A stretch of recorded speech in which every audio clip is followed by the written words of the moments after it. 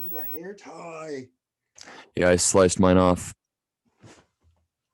I did it. I finally did it. Nice. Yeah, it looks fresh. So fresh and so clean. Oh, here's Yeah, a I hair tie. still need to shave my face though, but that's coming later. We, Haircut, I didn't have to do. The shaving the face is all of my doing. yeah. Have you ever gotten a straight razor shave I have once, but I didn't have Really? enough hair on my face. So to like get the fully guy, get the experience? yeah, but I was like, fuck it, I want to try it. And the guy was just like, all right, you're done. It was like literally, it took Yeah. longer for him to put a shaving cream all over me than shave me.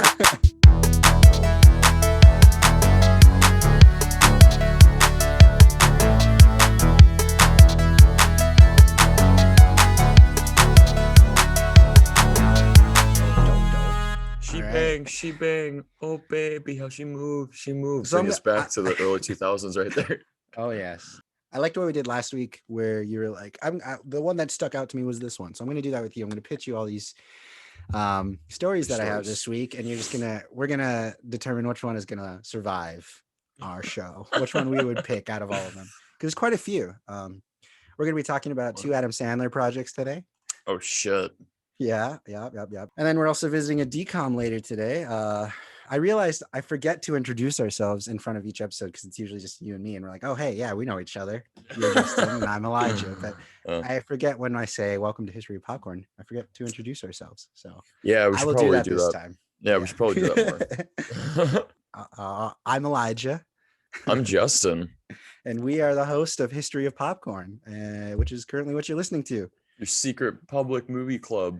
Yes, we hope you tell people to join our club because we'd be very upset if you didn't. Yeah, we have a secret knock and everything. Mm-hmm. You get you get an email on the day you sign up. Only one. We only send one email, so don't worry about all those other spam stuff. One box of juice. That Elijah sends. Yeah, 4 options. Homemade. 4 options. What are the options again? You gotta. Well, I'll disclose one. It's vanilla. Oh, gross. I forgot. You want to know something? Avoid at all costs. Well, welcome to another episode. We are gonna jump into some news, and we also have a DCOM to revisit. We got Now You See It coming to you. Now you see what? Oh, you'll see at the end of the episode. Oh, okay. It. It's just like when It came out. Whenever I'm like, I remember telling my grandma or telling somebody, I'm gonna go see It. Like, what are you gonna see? It. Okay, stop being so stupid. What are you gonna see? Yeah, very funny. I'm gonna go see it. Okay. It chapter 2 was a lot easier. I'm gonna see It chapter 2. Well, what's Okay, here we go. This one is a reboot, of course, because we live in a generation of everything being rebooted. But this is the Home Alone reboot. We talked about a little bit in passing from a previous creator who was writing, or the director, Dan Mazur, we talked about previously. You're like, oh, he's also doing the Home Alone reboot. But this is an interesting idea because I am one of those people who I didn't have a problem with Home Alone 3, the one that had that kid with the really straight hair. Yeah, there's nothing wrong with the concept of Home Alone, so it could go on forever. But this is supposed to be it's just called Home Alone. They're rebooting it as a new series, and the synopsis is a married couple tries to steal back a valuable heirloom from a troublesome kid, and it stars Ellie Kemper and Rob Delaney, which I'm assuming are the married couple trying to break in. So it's less Sticky Bandit stealing stuff. It's more like you're gonna feel bad for the bad guys a lot because they have a good story. They're gonna be sympathetic, and then Archie Yates. Do they have a good story? Do they have a good story, Elijah? They're trying to get back an heirloom that a kid took. So kind of. Archie Yates is the new kid from Jojo Rabbit, who's awesome. He's so good in that. Oh, I'm excited to see him be the. I like that. I like him. What would you say? The ship? Because he's the kid. He's going to be our new Macaulay Culkin. Yeah, he's the captain now. Yeah. And it's rumored recently, as of April this year, that Macaulay Culkin might be making a cameo as his. Oh, yeah. No, he's on the cast list as Kevin McAllister. That's what I saw. I was like, hold on, that wasn't there when I saw that last time. And I looked it up, and there was like new rumors that he might have done a cameo for it or something. I wonder how that would work. Yeah. Yeah, no, this is also written by Mikey Day and Streeter That's Seidel, who are Saturday Night Live writers. yeah, and Streeter Seidel is a big guy in College Humor too. Yeah. Early days of College Humor. And Dan That's Mazur, why man. I like the Dan writers. Mazur, that's The such a director's weird. Tell me what else Dan Mazur's directed. Dan He's Mazur's directed also Dirty Grandpa. directed, yeah, Dirty Grandpa, and this movie called which actually wasn't bad. Let me I Give It a Year. That one was actually pretty funny. But he's a writer for Sacha Baron Cohen. That's like his main thing. He did like some Ali G in the House. Yeah, he did Borat, did Bruno the Dictator, the new Borat movie. Just recently, Borat 2. And he also wrote Office Christmas Party and Bridget Jones's Baby. So it was okay. But the main thing here is that like he's only really directed 2 movies that we know about. And I Give It a Year is, even though like I think has funny Who's moments. in that again? Not, Do you remember? I Rose recognize Byrne. the name. Yeah, it's Rose Byrne, Anna Faris, Simon Baker. It's a very British movie. Okay, yeah. But I think I was confusing that one with the 5-year engagement. It kind of does the same thing where it's kind of the same time, maybe. But it's just this couple who like it's so obvious. Everyone's like they've only been together for like maybe like 7 months or something like that, and it's so obvious to the families and to their friends. They're like, dude, this is not going to work out. I give it a year, and they're right. It doesn't work out, but it's pretty cynical. I mean, like it's got its moments, but so there's that. But the worst movie I've ever seen in my entire life is probably Dirty Grandpa. One of them. Like that movie is absolutely disgusting and just terrible in all the wrong ways. That's Robert De Niro, right? Yeah, Robert De Niro and Zac Efron, which is a dream cast, I guess. But yeah, who knows? I mean, like it's just such a weird, like this having Home Alone come back is inevitable. Disney Plus premiere too. Yeah, which it's inevitable, but having it be like that director and these 2 guys writing it is like. What that's we both tilted our head at the exact same time. That's fucking weird. It also has Kenan Thompson, Chris Parnell, Pete Holmes, and Mikey Day as well. So it's got some comedians in it. Yeah, I like Chris Parnell too. Yeah, Pete Holmes from Crashing. That's one of my favorite shows that I watched on HBO recently. Yeah, I don't know. I don't know about this. I do like that cast. I do like Ellie Kemper too. But I don't know. This is just weird. I hope it's good. I hope it doesn't try to mock the old one or anything. I hope it seems like it might be. It seems like it might be doing that because it sounds like from the story that it's mostly going to be focusing on the 2 adults more than the kid. So it seems like kind of seems like I think it's gonna be. They're gonna try to balance it really a lot. I feel like they're gonna make the, I feel like the roles are gonna be in reverse, where the kid is actually gonna be an evil bastard, and the robbers are actually the good guys, which would be, I guess, interesting. But it sounds like a completely different movie, so it raises the question: why? It's still gonna be them breaking into the house. Yeah, but still, I mean, like, if it is going to just be about, I mean, like, we still don't know, but if it is just going to be about the robbers, now this kid's actually a bastard, that's a funny take on it, but it doesn't need to be called Home Alone, you know? It's like those Jumanji movies. It's like the ones with Dwayne Johnson, Kevin Hart. It's like, I get it. It's like, these are fine concepts, but this does not need to be called Jumanji at all. That's actually something that ruins it, is it being called Jumanji. Puts it in a box almost. Yeah, exactly. So I mean, like, who knows? Maybe they are bastards, and the kid is just like in the first one, he's just a little rascal, you know. But what is the name? Do you remember the kid from the third one? I think he had the straight hair. He's also in Liar Liar. I don't remember what that kid's name is, but he was around for a while. I don't know he wasn't. Went. He wasn't in Liar Liar. He was that was a different kid, but he was also in Max Keeble's Big Move. Yeah, that's the same kid. Maybe I'm thinking of Home Alone 4. He is in a Home Alone movie. Here, let me see. I'm like because I know 50% positive now. 50% positive. It went down. Elijah's always 50% positive. It could go either way. Well, I did say I'm kind of right, kind of wrong. Little Scarlett Johansson was in the third one. The third one. Okay, then maybe I'm thinking of the fourth one. Let me see. Yeah, the third one, the kid just starred in. Oh wow, he voiced Franklin in the Wacky Adventures of Ronald McDonald. Ooh, I've never heard of that. Oh, you never heard of that? Oh my god, No. bro. Oh, that's for another episode. Oh right yeah, there. it is the one with Scarlett Johansson. Mhm. Home Alone 3, 97. Alex Well, Pruitt. he wasn't Oh in no, Liar Alex D. Liar. Linz. Alex D. Linz. He is in. Oh no, he's not in Liar. Wait. No, he's not. The kid Wait, in wait, Liar wait, wait. Liar, he never did anything else after that. I feel like it is him. I feel like it is him. Okay, he is in Max. It is Max Keeble. Yeah. He's in The Cable Guy. Yeah, no, that part I did not know about. Yeah, the kid in Liar Liar is Justin Cooper. Okay, yeah, it is a different kid, but it is okay, yeah. Alex D. Linz, he hasn't done anything since he's in an episode of Full House. They look so okay. Hold on, I need to see this now. I don't know how I'm confusing them. Oh, he's also in Dennis the Menace.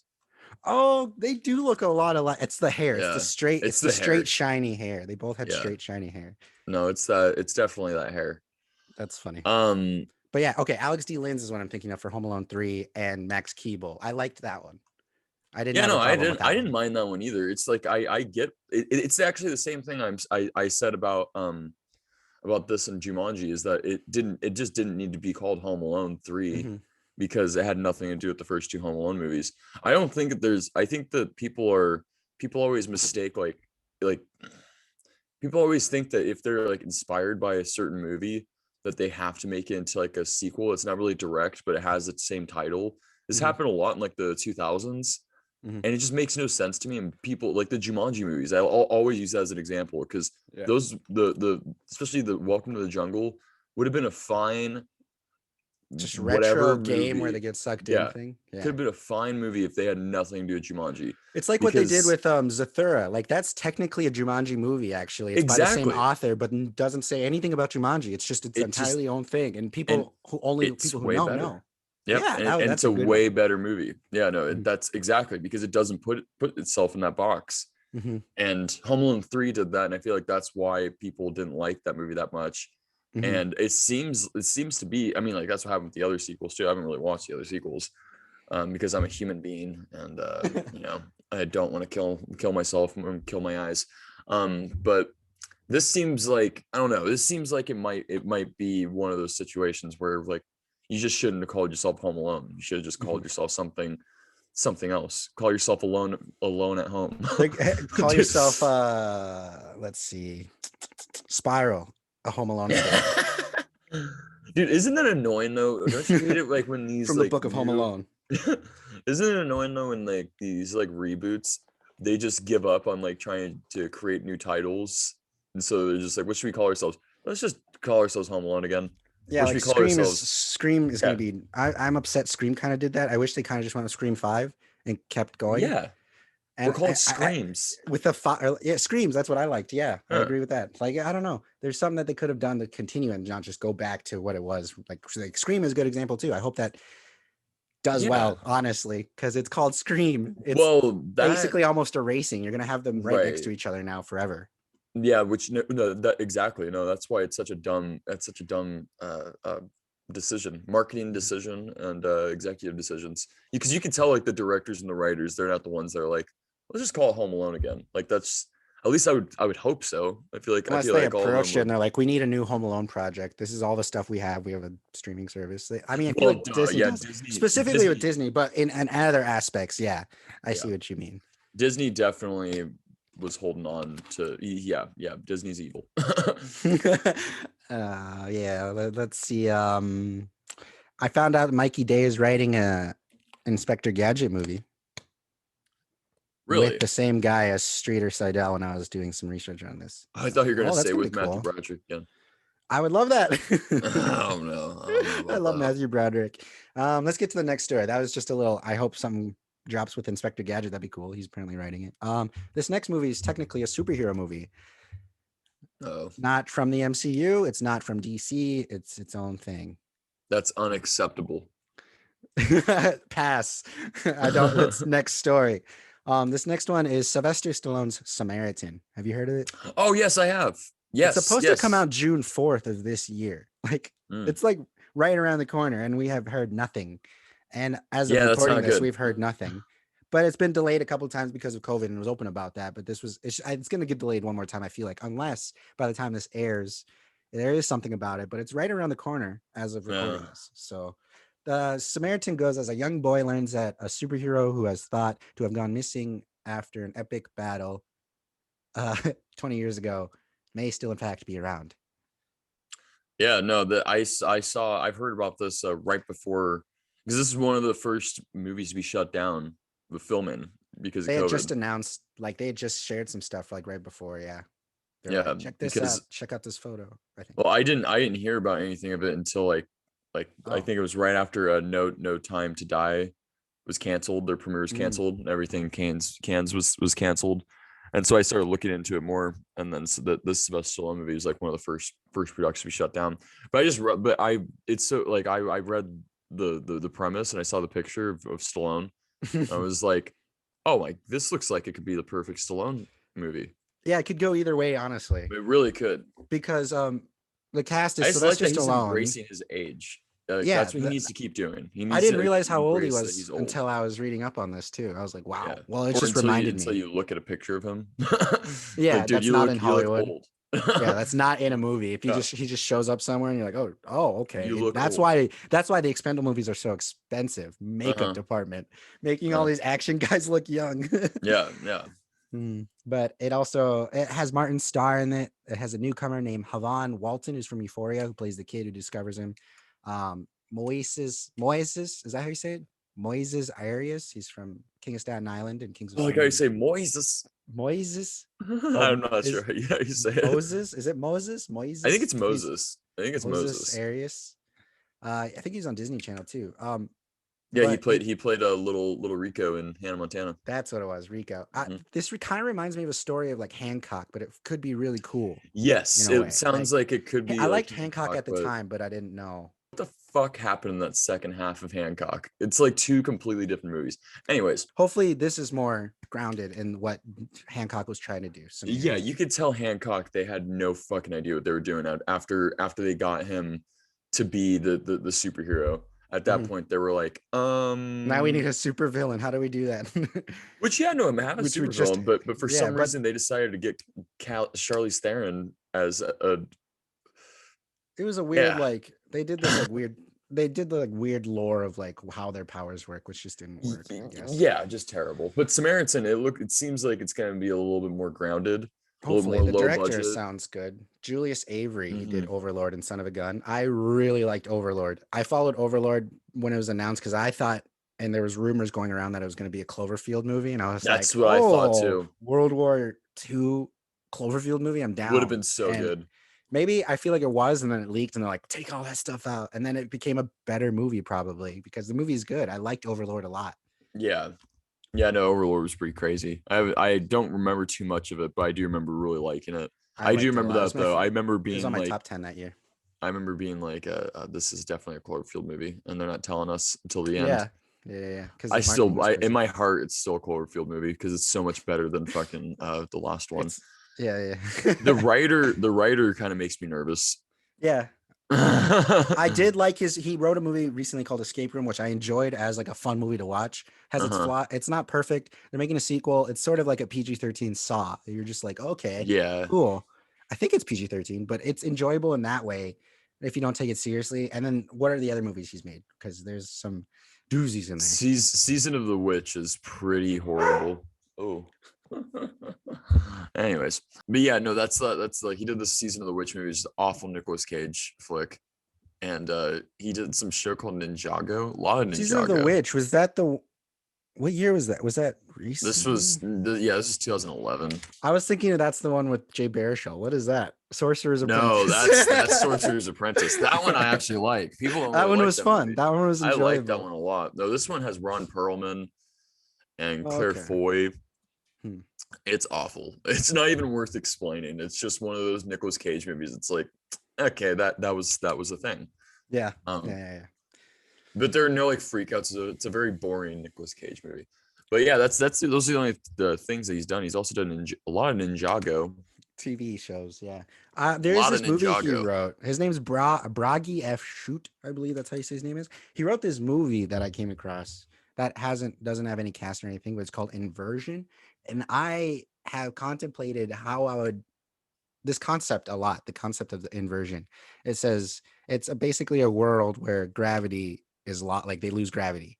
It Mhm. says a streetwise American con man teams with a young Chinese physicist as they race against the clock to save Earth from a terrifying loss of gravity. I was like, that sounds crazy. And all it has like on their IMDb and stuff and anything you look at is just concept art of buildings being like falling up into the sky. And I'm like, I've had like that concept in my head for like I'm like a long time. I'm like, how would that play out in a story? It sounds like something Roland Emmerich would make, like Independence Day. Like that's why I'm Yeah, interested it in this does. that concept to see if it does go somewhere. The director of that movie is Mark Waters, who also Yeah. did Mean Girls, Freaky Friday, Just Like Heaven, The Yeah. Spiderwick Chronicles, Mr. Popper's Penguins, Vampire Academy, and Bad Santa 2. And Head Over Heels, which is actually one of my favorite movies. And he's also doing the new He's All That, which the remake on Netflix with Oh Addison Rae. no. So it's like what maybe Mark He's Waters all was like, that. yeah, He's All That. It's the gender swapped remake. It's interesting. Like I'm a big Freddie Prinze Jr. fan. I'm a big who's in She's All That? That's Matthew Lillard is in it. Matthew Paul Lillard plays Walker. a real world contestant. Yeah. That's And amazing. Kourtney Kardashian's also going to be in He's All That. She's a producer, I believe, on it too. And Oh, they Jesus have the same Christ. actress who's in the original who plays the main girl who gets like I don't know how to describe it. She get the main girl. I forgot her name right now. Yeah, no, I'm trying to She's find in the her. new movie, but she's not the same character. The actress she's coming back for this, but not as the Oh same yeah, character. It's like Rachel Lee Cook. Rachel Lee Cook. She's coming back in this one. He's All That, but they Uh, didn't take advantage of it and use her as the same character. It's a going the totally different character. You know what they're doing? They're going the Ghostbusters route. Parallel universes thing. It makes no Yeah. sense. This is not a supernatural. It doesn't. Yeah. Okay. Whatever. Oh, we've gone all over the map now. Like, how do we even get to? Yeah, this is a world with no gravity. Weren't we just talking about Samaritan still? Oh yeah, Samaritan. Yeah, no, I'm interested.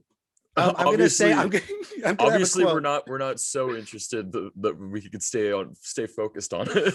Well, yeah, I'm just streaming. Yeah, I'm gonna I'm gonna end this story with a quote from the director Julius Avery about Samaritan. He said, we didn't really have superheroes. We only had action heroes. And Sly was the closest thing we had to a superhero. So to put him in a superhero movie that feels fresh and cool and something that people get a kick out of is awesome. This is a big event movie. We see our heroes kicking ass and we're going to see Sly do things he hasn't done in a long time. And in a really inventive way. He's 73 years old. And I'm amazed by how much he actually does. I'm telling you, most guys in their 20s wouldn't be able to do what Sly does in this movie.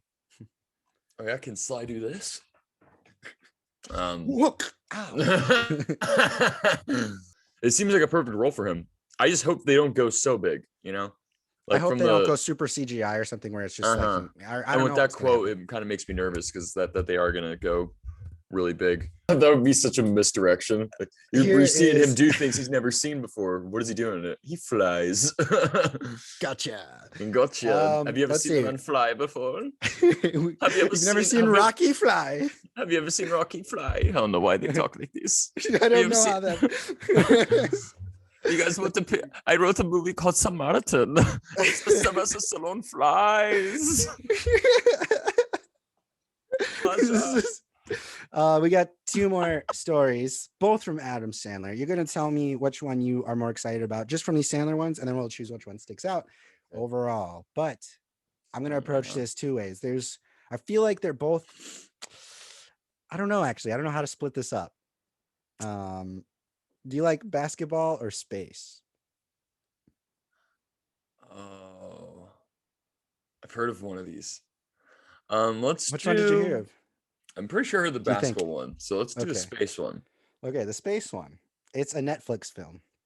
I think I think the basketball one might be Netflix one too. He's Netflix's Zip Boy now. Oh yeah, he's got a big deal. So this one is called, I believe right now it's called Spaceman. It's based on a book by Jaroslav Kalfar. It's based on a book, and the book is called Spaceman of Bohemia, and it follows Jacob Prochka, who, orphaned as a boy and raised in the Czech country by his grandparents, overcomes the odds and becomes the country's first astronaut. Sandler plays Jacob, an astronaut sent to the edge of the galaxy to collect a mysterious ancient dust as he finds his earthly life is falling to pieces. He turns to the only voice who can help him try to put it back together. It just so happens to belong to a creature from the beginning of time lurking in the shadows of his ship. It stars Adam Sandler, Carey Mulligan, Sandler. Kunal Nayyar from Big Bang Theory, and Paul Dano, who's currently going to be the Riddler in the Batman. And he's also in Ruby Sparks and There Will Be Blood. That's the cast so far. Yeah. Dude, yes. When I was reading about this at first, I was like, is this a true story? Like, hold on.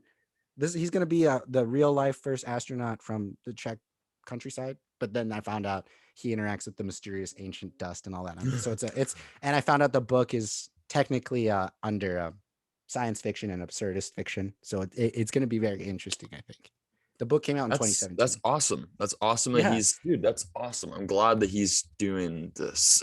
Yeah. And they got Carey Mulligan coming off her Oscar nomination from Promising Young Woman. She was nominated, right? Yeah, she should have won, but she was nominated. Yeah. And the writer of this movie it's his first feature film. His name's Kobe Day. And man. Fuck yeah. See, this is what I thought. See, I don't know who I bet on this with.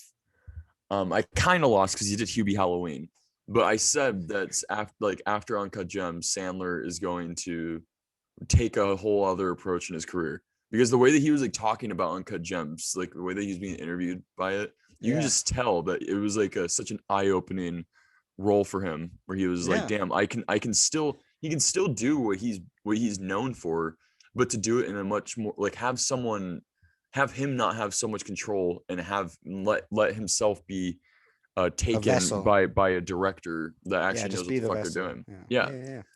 And that's what makes him be such a great actor, because I really do think that he's really one of the most accomplished actors that we have in our time. And people give him this shit because he does Drunk Love, right? Yeah, Punch Drunk Love, even Spanglish and Rain Over Me. And, I just saw Spanglish for the first time last year. Yeah, it's not that great of a movie, but he's great in it. Yeah, he's good in it. The movie itself unfolds in a very strange manner, but yes, it does. Like that's how The Cobbler was too. Did you ever see The Cobbler? I didn't. Was that a part of his Netflix deal? No. Or did they just buy that later? This had because I feel like it only got popular when it got put on Netflix. Yeah, no, but the funniest thing is, that and you're like, for a reason, it's no, it's awful. It's an awful movie. But the funny thing is that he had nothing to do with producing or writing it. It was. I think he wanted it to be something like Click. I feel like just from the trailers, I thought he had nothing to do with it. He was just an actor. Did he have a lot to do with? He produced Click, right? Yeah. Oh yeah. Oh, okay. Yeah, he Click is amazing. Click.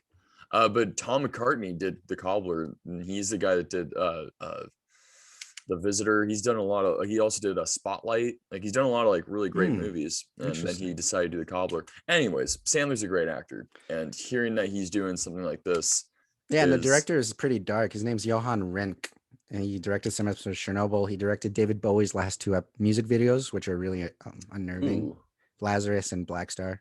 And some episodes of Breaking Bad. So it's got that grittier look. It's going to go on the Uncut Gems spectrum, I think, but also absurd, because it's an absurdist thing. He's probably going to go insane and start hearing the voice of that ancient thing, but it's going to be like, was that real or not? Because he's in space. Dude, but it sounds insane. This might be the one where Sandler gets that. Because did you hear when he was talking about Uncut Gems? He's like, if I don't get nominated or anything or any recognition, like actually, except for aside from the love from the fans, he said, like, I'm gonna make the worst movie there is. Cut to Hubie Halloween comes out his next project, and now he's like, I told you I was gonna do that, and now look at his next project is this. He has another project that's gonna come out before. It's so obvious too that Hubie Halloween was made to spite despite everybody. It He was, did a yeah. stupid voice. He had like literally every single one of his buddies.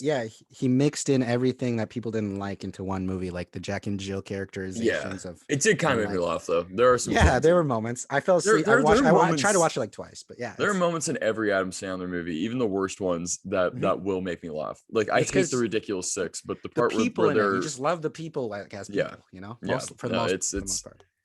yeah, for the most part, yeah. Rob Schneider can be a little too much. All right, what's that? What's that next? What's the Rob next Sandler? Schneider Is is. a carrot. This next one is a basketball movie with Adam Sandler. Because as you know, do you know that Adam Sandler is a huge basketball fan? Oh yeah, You can see those viral clips of him playing like every few months because he's just always playing with people. Mm-hmm. Who are like, holy shit, I just played basketball with Adam Sandler all the time. Yeah, no, And Sandler has basketball like in every single one of his movies too. So I think he like travels around with a hoop too now. He's coming out with a movie called Hustle. It's a basketball film, and Sandler plays a washed-up basketball scout who discovers a phenomenal street ball player while in China and sees the prospect as an opportunity to get back into the NBA. Elijah, check this out, man. Yeah, these two projects I'm very excited for, especially because Hustle is a basketball film. It has Robert Duvall, Ben Foster, Queen Latifah, and for basketball fans, it's got Kenny Smith and Juancho Hernan Gomez, who is on the Minnesota Timberwolves. He is in an active movie. Oh my god! Oh, I don't like the basketball player that much. He's an average player, but I'm excited that Minnesota Timberwolves got an actor in a movie with Adam Sandler. It's probably going to be good. Really quick. The hockey game. I'm into hockey, and the hockey game was on the other night. It was Las Vegas, the Knights versus the Minnesota Wilds, and we kicked your ass. All right, we didn't need to talk about that. I thought we were gonna be like, it was cool to see the worlds collide, but nope, we kicked Minnesota's ass. Whatever, it's all right. Ass. It's fine. So Hustle is Robert Duvall is probably gonna play his dad, and I haven't seen Robert Duvall in a while, and I think that's gonna be that's gonna be an insane role. I think. Dude, I haven't seen Queen Latifah in a movie in a long time. She's on TV. She's the Equalizer on TV now. That Denzel Washington show. I don't know if Denzel Washington exists in that universe, but she's the new Equalizer. She's like, I'm badass. Bam. it was the show that aired after the Super Bowl. Like it's that type of. I just hope that is a line. I'm the Equalizer. Bam. You about to get equaled. So the writer of this movie is very interesting, though. Her name is, I think it's a her. It might be a him. The Taylor. I should have looked this up. Taylor Materne. That could go either way. I feel like Taylor Maternity. And then they were a part of the writing team for NBA 2K19, and they wrote the screenplay for 2K 2020. So they know how to build basketball drama stories, I guess, from that. And this is their first feature film they're writing. See, this is interesting. Sandler's taking an interesting route because this movie and the other one, the Spaceman one, these are all pretty new directors and writers. Voices. Like usually he like does stuff with like Noah Baumbach. He does stuff with veterans or people or the people that he works with all the time, like the Happy Madison production people. Well, yeah, I'm more talking about. But when he does, collaborate. Yeah, like Paul Thomas Anderson, Noah Baumbach, James L. Brooks. People that he's like, he can see. I think see, I think the Safdie brothers. I think that's what like really changed. I think that movie changed him. I think we're gonna see a whole other thing because the Safdies, they only had one movie under their belt before they did Uncut Gems, and they wanted to do Uncut Gems before they did Good Time, and they wanted Sandler in it the entire time too. So this is awesome. It seems like he's taking a whole other. He's going. Oh, there's some pictures too. Oh yeah, there's some set photos. Yeah, there's Queen Latifah and him, and there's also they're gonna be together. Juancho Hernan Gomez. Yeah, I'm excited for the basketball player too. He's a Spanish player, and he's on the Minnesota Timberwolves right now. I'm excited. I'm excited to see who Ben Foster plays too, because Ben Foster is incredible. He's one of those transformative actors, I think. Yeah, he can really transform.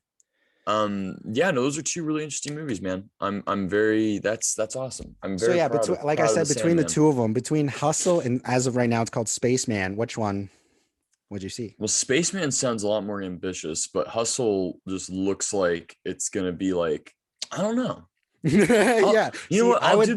I'll do the Spaceman one because that one just sounds like that one's just so out of left field. Like this, the other one, I can see him doing something like that and nailing it. The other one, like I still have confidence he's gonna nail it, but it's a little bit more of a challenging role, I believe. I'm more interested to see how Spaceman is going to visually look too, because it's going to be at the edge of galaxy, mysterious ancient dust. Like, what is this going to be? Is this going to be like a piece of gravity, like is it claustrophobic? Yeah, What and is this going to be? What is it going to be? seems like he might just be. It seems like it might be like The Martian too, where it's pretty much just going to be Sandler by himself, him talking remotely to his family and stuff on Earth, and dust and space dust. space dust. Yeah. Yeah, no, that one sounds like it could be a lot more of a challenge for him. So I'll go for Spaceman, Sandman, and Spaceman. Holy shit! Did you know that Sandler was originally supposed to be Eli Roth's role in Inglourious Bastards? Yes, I did. Yeah, that would have been insane. I wonder why he said no, or what happened there. I think he was doing bedtime stories. He was like, I can't do your movie, Tarantino. I'm making my own picture with Disney. I also heard that the Safdie brothers had a backup plan with the casting of Jonah Hill. Oh, yeah. Adam Sandler said no, he would have asked Jonah Hill to do it. I like Sandler. Yeah, I love Sandler. Love the Sandman. I believe in him. So now we have a DCOM to revisit. We stand with the Sandman. Always. Oh. All right, you ready for this? So yeah, fresh off our lunch break, we got a DCOM to revisit. Yes, we do. So if you notice any continuity errors with the split second that just happened, it's because we had a lunch break. And I decided to brush my teeth and spill toothpaste all over my shirt. It was either A, keep the show going, and explain it's toothpaste on my shirt. But I know like there would be a good percentage of people being like, he totally just off and then he just over his shirt. Just wanted to prevent that, Shit happens. It is. Yeah, we got a DCOM to revisit. Do your little jingle. DCOM. DCOM revisited. I'm always gonna change it every week. Every single week it's gonna be something different. So yes, welcome to our new DCOM revisited. The last one that we did was Brink, which Elijah and I both agreed was probably the best DCOM movie that they can offer so far. So I gave Elijah two options. We either continue with Zedon doing the sequel, or we go very weird route. And I'm so happy that Elijah said let's go the weird route. Is there some regret on my part? We'll see. Oh, I thought I was like, no, we'll see. So let me break down what this film's about. So I suggested Now You See It because it's something my brother and I were talking about, and we loved it when we were kids. And but I was when I was explaining to Elijah, I couldn't really remember what it was about because I hadn't seen it in so long. I remember the one thing that I said to you was like, I just remember that like people were like, there's like murder involved. Kids start dying. You said, I was like, but so I was wrong. Kids don't start really dying, but there is still some murder. So here's some danger. Yeah, some danger is involved. There's some intense shit. So this is what it's about. So Danny Sinclair, played by Johnny Picard. Not Picard like in Star Trek, but Picard as in magician. He is not related to the captain. So Danny Sinclair is one of the 3 finalists in a TV contest to find the best young magician. Producer Allison Miller is played by our own Keely, Ali Shakala. I don't remember. Ali Mashaka, yeah. Yeah, okay. So who played Keely in Phil the Future, and she was also in Cowbells, which is a movie that we'll be doing soon. She's also in Ali and AJ, the popular band in the early 2000s. They're still doing music. They're making a comeback. Yep. So she plays this producer called Allison Miller, as team producer, and she's determined that Danny will win, and she will stop at nothing to achieve her aim, achieve her dream. It does not matter about what Danny wants. It's about what she wants. So she's just a producer who gets shit done. Yeah. She's a aspiring reality TV producer, so you know that her life is just gonna go swimming. The main guy who's doing all this stuff, his name is Max, and he is this like accomplished magician played by the fantastic Frank Langella, who unlike in Phantom of the Megaplex, who had Mickey Rooney, Frank Langella has a lot to do here. He's in this movie quite. He could have walked out at any moment. He had a lot of time. he decided, you know what? Let's stick it. Let's see where else this can go. Yeah. So weird things start to happen. Danny. So like the main thing is that, like, is Danny a really accomplished magician and trickster, as they keep saying, or is he a real motherfucking sorcerer? Yeah, literally. And those are the only two options too. There's nothing else. So the reason why he's thinking this is because he's making not just things appear like snow, but he's making people disappear and reappear in weird ass places. So of course Danny's like, dude, there's something wrong with me. Like, I know that this isn't just some this random is not normal. But yet everybody around them are just like, no, dude, you're a magician. All of us can pull up mechanical balls. Yeah, and he's like, okay. And Frank Langella, Max, he's Mystic Max. One of the people. Yeah, Mystic Max. He's one of the people that is trying so hard to make sure everybody realizes that Danny is full of shit and that he is just a really good magician. So that's basically what you guys need to know. So is this movie as good as I remember? Of course not. But is it even close to being good? No. It's strange. So this movie decides so the way that this movie decides to deliver the narration is that Allison is just talking to the camera. They're pulling some Annie Hall, Woody Allen shit on us. And monologue. You never understand who the fuck she's talking to. A, and B, you don't know. So this is supposed to be a reality show, right? Yeah, it's supposed to be a reality show. They're shooting a reality show during it. So is all the footage that she's been shooting, is this all live? Because that's what I was wondering. I was like, I feel like it's not. They should have kept it all found footage. Like, that would have been cool. And that's cool what I was thinking. That would have made it really memorable if they kept that continuity of like, here's my footage. It's all from the perspective of the cameraman. That would have been awesome. And they didn't do that. They kept breaking the third wall and stuff by showing the cameraman, who is enjoyable as an actor. That the kid, his name's Brendan Hall. I wrote it down. He plays the Secretary of Energy in Idiocracy. That's why I was like, oh my God. He's just randomly in there. What did you think of this? What did you think now you see it? Well, now you see. Were you glad that you saw it? You're like, had to do it. I have a lot of opinions about this because I remember watching it at the time on TV when I was watching the movie. I didn't remember it before when we were talking about it last week because our nostalgia rating, I gave it like a 2, I think. And because I didn't really remember it at all. So when I was actually watching it, the reason I don't think I remember watching it is because the year after The Prestige came out, and I was like, it's about competing magicians and teleporting, which they throw into this movie. There's teleportation randomly. Like the first time they teleport, the three of them, they're like, oh, what just happened? Oh, let's go back to shooting the show. We should probably get back. And then they just never discuss it again. None of them are freaking out. They're just like, oh, we're in a different spot. We totally teleport. Let's go back to the magician competition. And it's like, I felt like this was like a Prestige prequel, even though it came out the year before The Prestige. And I was like, how does this work? Like, because there's some bizarre, it goes in a direction of like reality bending stuff. And it's very weird. Not to mention, I like about DCOMs though is they hop right into the movies too. It's just like, bam, Danny's missing, the mysterious Danny. It's like, oh, okay, we're right in. Just like last week with Drink, they're like, we're going right in. He's just like, it's so weird watching Disney Channel movies because I'm so used to whenever I'm watching movies, like you have to deal with like 3 minutes of logos.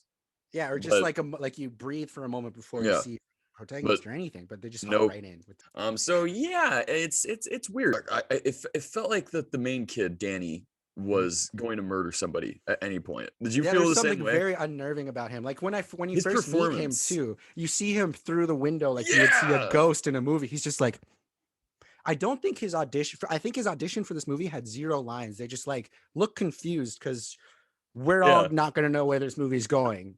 Do you have a power or not? We'll figure it out at the end on the last day. But he has some weird reaction shots. He has some weird like him and Keely, I'm just gonna keep calling her Keely. They both have like this weird chemistry with each other where you can't tell if like they like each other or not, like in real life. It was a lot of Twilight vibes. It's like, what's going on here? He's like, I don't trust you, but I don't want you to get hurt. I don't care. I'm gonna do it. It's like, what? I don't know. Like even like towards the end when she's like caring so much about him, but then and he's like caring about her, but then right when he sees her again, he's like, dude, get out of here. What are you doing? It's like, what the fuck is, and even like so he has like a rival, he's a rival buddy, a rival magician. Brandon from San Francisco. Played by Gabriel Sunday. And his character too is like, they have no idea what he wants to be. They don't know if he wants to be an asshole or if he wants to be like a genuine good guy. Because like and he's good at magic too. And right at the end, Danny's gonna go up on stage. And Brandon just did his thing, and so like they stop by each other, and Brandon's like, "Man, I hope you have a great one." Like, and they like, hug each other. Dude. Yeah, just have fun. And it's like, okay, cool. And then it cuts to him in the audience, and he's like, "Fucking asshole." And then it cuts back to him in the audience, and he's like, "Wow." And then it cuts back to him, and he's like, "It's such a clusterfuck." This entire movie was so bizarre. Yeah, they're just fun. This one just didn't stick with any tone. It didn't stick with any tone, and in the end of this movie, it's just basically a fuck you. Like there's no message. There's no I did dig out a message, but the ending was ridiculous because who is it? It's Ali Mashaka's character is literally like in the beginning, she's like, this is my footage, this is my documentary about what I think happened to Danny. And at the end, she's just like, haha, just kidding, he's right here. I was lying to you. I was here the whole time. And then she teleports him. Or he teleports her into like some park, and she's just it's like, the weirdest transition. We're with her too, and she's still looking at us and being like, "Where are not we?" Not touching the camera. She's like, "Whoa, you always do this. I still don't know how you do it. Watch The Prestige and find out how." So you said that you found a message. What was the message? Is it to be true to your school? Because the Beach Boys already did that. School. It's about believing in your own ability over something that's tangible. That's what I wrote. Because he starts to believe that this ring is what's going to bring him the security, but it's actually just him. You know, okay. Like I saw the metaphor of that, of like relying on something that. But see, even something like that, like all the like the reveal of him being a sorcerer, this movie takes so long. It's so casual too, and it's not long. It just feels long. It's just like what? And then once it gets to it, like he immediately is just like she's like trying to warn him, like, dude, this is happening. He's like, can't you see I'm finally normal? I finally have friends. A, you're still by yourself in the corner, just like doing something with some curtains. And B, like you literally just still an all-powerful sorcerer. You literally just talked to him like a few hours ago. Like a few hours go by, and he's like, "Look at all these friends I made." It's like these are the same people that don't like you from before. Yeah, and they're not even talking to you. It's so strange. Looking at you. They're like half friends, half rivals. You're right the whole time. But the thing that the thing that he treats his like super abilities as like awkward, like puberty. He's like, I don't know how to control it. Like I don't know if I smell bad right now. If I do, that's not my fault, but you can be blown away by it, but I don't control it. That's how he kind of talks about it. It's like, yeah, that would be really weird, and that is a good idea of him not being controlled these powers, but the way they handled it was so weird. He's like, I'm dying up here. No, keep it up. Where's the bunny rabbit? So at the last like battle, the last like competition of this film, the climax, thank you. The climax of this film is that Max is going to have Danny. He literally says it like this too. He's going to have Danny lift an entire weight, 1,000-pound weight over his head. What could possibly go wrong? Yeah, that was a lot of tension there. All controlled by Max. And so Max legitimately, in front of his fucking parents, in front of an entire audience, tries to fucking smash his skull with a 1,000-pound weight. And then that doesn't work, right? Imagine they just pulled a carry and it just actually killed him. No, but that doesn't work, right? So what does he do? He just tries to kill him in more elaborate, crazy ways. Let's bring out some swords. All right, you know what? I'm gonna lift him up, It's like, what's your plan now, Max? They're trying to make it look like a show to everyone. They're like, we're actually fighting, Yeah. but it's just a part of the show. Those guys are good Yeah. magicians. Frank then- Langella yeah, lifts it's him just- up. He's flying. That shot, though. Danny like has the circle of the ring, and he just flies down. That superhero shot, though. He's like, ah. And smoke appears, and Max is gone, and everyone claps, and no one realizes, oh shit, was Max dead? Yeah, Max Did this kid just fucking murder somebody? Magic. And then that's the end of the movie. Yeah, and then it literally ends. That's it. Abruptly. No answers. There's nothing answered. Nothing's answered. It was ridiculous. There are no arcs too. There's like absolutely no arcs. Like nobody learns anything. Like I know you, like what you said, like I guess that's what he learned. Yeah, I but guess, it's not... but that took a lot to find out. I was like, what is this about? I don't know. I guess this is how David Blaine got famous. Yeah. I guess. So I remember this movie though, because there's a scene where they first show up at the castle, which is right where the movie kind of should have started. Where I didn't like the whole beginning part. Yes, there. I was like, oh, this is where it should be. This makes more sense. And this is what I remember of them walking around. But I remember this movie specifically because when I was watching it on TV, during the commercials, they were having commercials for Flight 29 Down with Corbin Bleu. Which I think also has that kid. That kid, right? Yes. And I was totally like, right. That's where I recognize him. I was like, oh my God. So I was like, I need to rewatch Flight 29 Down. It's not on Disney Plus, but they have them on YouTube. Someone uploaded every episode of the 2 seasons. Yeah, so I might man. rewatch if people Flight don't, 29. if you guys don't know about that show, it's Lost before Lost even got lost. It's Lost for kids. Yeah, it totally is. Yeah, no, man, I totally forgot about that. So Elijah, you know something that's funny? This movie's about reality TV shows, right? Right. Yes. And the writer of this movie, that makes more sense. This is the only movie that he's ever written that is a reality TV show producer. So it makes sense because last week you're like, this is the spawn of Satan. Why would they hire this guy to make a movie? But now it makes sense considering the subject matter and everything. It was his perspective of how they do it. It's just not nothing sticks. Nothing fits the mold. Everything, like when you're watching a kid put a triangle in the square mold, that's what this entire movie is. This movie's odd. What would you rate it then? What your nostalgia rating was, like a 2, right, or 3? No, my nostalgia rating I think was like a 4 because I did love. My brother and I really. Oh yeah, because you guys watched it. Yeah. What would your real rating then be for this? Probably like a 2. Probably a 2. Because like a 2. It's still there's still plenty of moments that are hysterical and there are genuine like scares in it too, and there's some tension. Yeah, there's some tension. It's all over the place. So the performances are all over the place. The writing. You gave it a 2. I gave it a 2. Yeah. And right now, like ranking like all of our Disney or DCOM movies, this is definitely at the bottom. Actually, no, you know what? Phantom of the Megaplex is still at the bottom for me. Because that one, at least this one. The only revival I have with Phantom of the Megaplex is just all the film. Yeah. What is it called? I don't know. Homages, I guess. Yeah. That's the only reason I like it. That's why I like it more than this one. Do you want to watch DCOMs? Are you interested in DCOMs? Do you like our podcast? Do you like popcorn? Then come on our show, History of Popcorn. Tell us what your favorite DCOM is, and we may just reach out to you to have a session. We do everything. If you say Zoom, no, so guess what? Too bad. Yeah, we're probably going to reach out to some of you guys listening because we know that we have some people that already want to come on. So that's why we're opening up our doors and inviting everyone to come talk DCOMs with us. So comment what your favorite DCOM is, and we may just reach out to you for the episode of it and the revisiting of it. Cool. Thanks for coming again this week.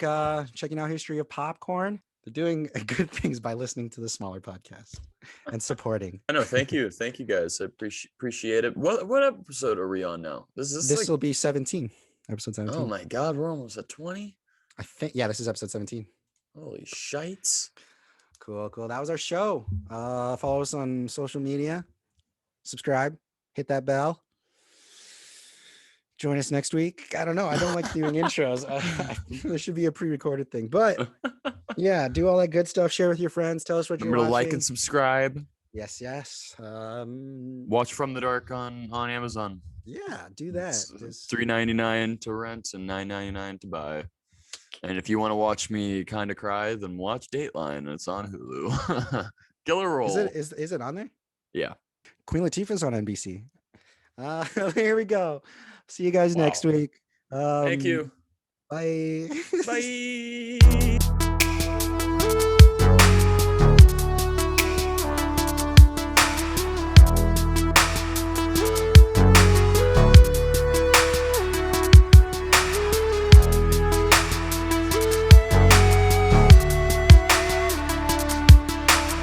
I had my friend come in yesterday who I hadn't seen forever, and she was like, "Oh, hey, Mr. Dateline." I was like, "Oh, hi," and she was like, "Knowing you, I'm sure you just love that." I was like, "Fuck you, man."